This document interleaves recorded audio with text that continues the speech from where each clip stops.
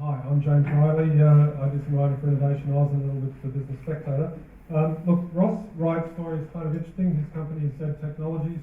It's a real company. It has employees and it has revenue, but he recently launched, was designing a product in the consumer space, or consumer facing, an e-health company, and he entered the muru-D accelerator program, which he's just finished up with. So I'm kind of interested to know why you chose that route for that product.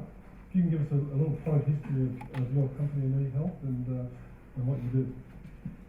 Thank you. Well, we work in the radiology space and we move images around. I guess in simple terms, that's what we do. We move X-rays and scans around between hospitals and to patients and so on. And we've been doing that for a number of years, but they were essentially Me Too products, and we developed some products that were in use in hospitals around Australia. We came up with this concept called My Film Bag, and essentially what My Film Bag does is it allows patients to view, share and store their own radiology images from the cloud. So instead of leaving an X-ray clinic with a bag of films under your arm or a CD, you leave that clinic with access to an app, and you're able to view and share those images anywhere.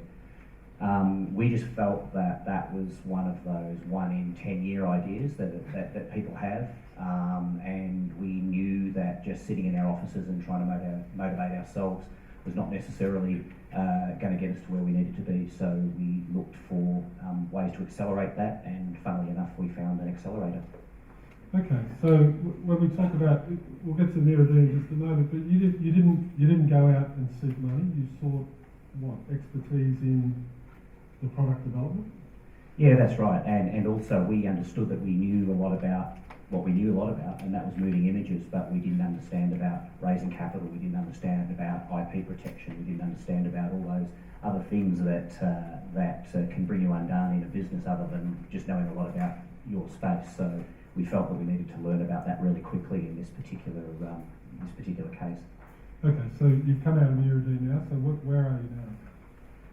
So we've got paying customers, we've got a patient pool of about 350,000 patients, and we're just at the stage where we're starting to raise a little bit of money. All right, but the money that you're trying to raise isn't for the Australian market, it's for offshore.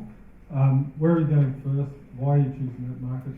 How much money do you need, and where are you sourcing it from? Well, we're sourcing it mainly from angels, and we've raised about $150,000 so far, and we're going for somewhere between $500,000 and $800,000, which we think will get us to where we need to go.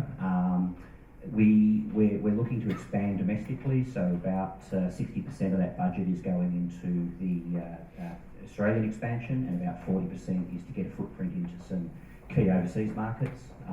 We've looked at markets that are ripe for our product. One of them we believe is the UK, and then there's some countries in the ASEAN region that we're also looking very closely at.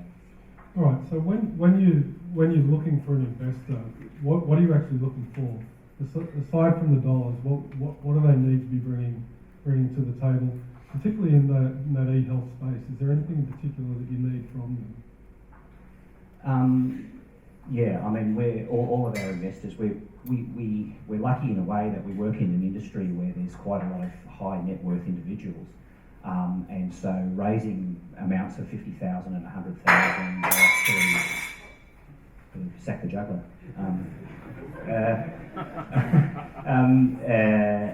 So raising amounts of 50 or 100,000 is not overly difficult for us. So what we're really interested in, and it sounds like a cliche, but we're interested in smart money.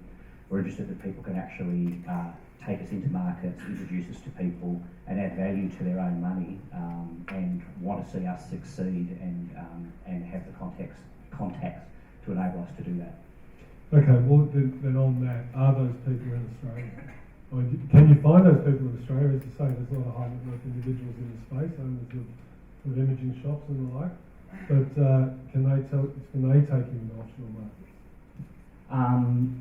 Not really, unless they are from another country and have particular contacts in that country. So they may be a radiologist that's from the UK that has worked in NHS trusts and is able to take you into those markets. But if they don't have experience in that market, then they really can't help us. Right, and you would expect to fill that round that you're doing now in this country then, or? Yeah, that's certainly the plan. Yeah. Right, now I understand you. I'm hoping to hear a bit about Chinese money. We keep hearing about Chinese money, but we don't see a lot of it. I understand you're talking to an investor with some Chinese experience. So, how does that progress? And how do you even look at a market like China? Well, if we could just get 1% of the Chinese market, that's really interesting. I think, you know, from guys like ourselves, we actually feel a little bit intimidated by that market, because we understand that there are cultural differences and differences in the way that business is done in China.